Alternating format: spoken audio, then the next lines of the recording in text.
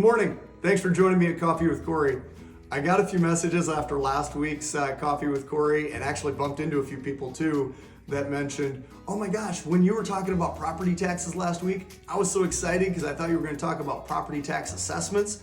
And then you started talking about how the property taxes are paid in arrears, which that's all well and good, but I got my statement from the county and I really want to talk about how do we lower that value because it went up dramatically from last year. Well, just because it went up dramatically from last year, that in and of itself doesn't mean that you can challenge it, because what the state statute says is that counties are really trying to assess your value for fair market value, which technically speaking is if you put it on the market today and you wanted to sell it, that's what you should be able to get out of it. So there's another term called equalized value, which is 85% of that number, and that's what your taxes are really based on.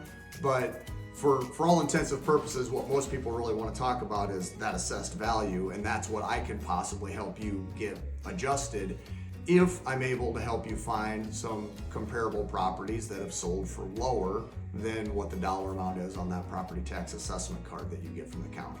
So if you have issues with that, you're struggling with that, feel free to drop me an email or a text or a call, and I'll be happy to help you do a little bit of research, and maybe we can get your property taxes lowered. So thank you very much for bringing that up for the people that I did visit with about that. It's that's what these episodes are all about, is trying to talk about the things that in real estate that people really want to visit about.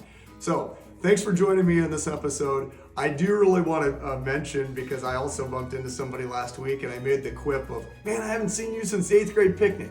And they kind of looked at me like this.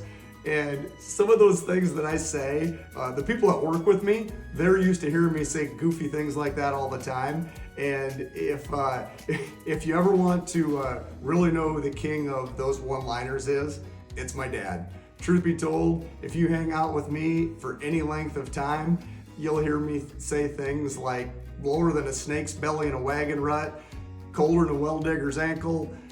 Some of them I've had to clean up a little bit through the years because as I was saying them, we had small children, and you certainly don't want them repeating a few of the things that dear old dad put in the original sayings. But nonetheless, they're humorous. They've become part of who I am, which is part of who my dad is, and I appreciate you for that a lot, Dad. I hope you're having coffee with me this morning, and I hope all of you will have coffee with me again next week on Coffee with KORY.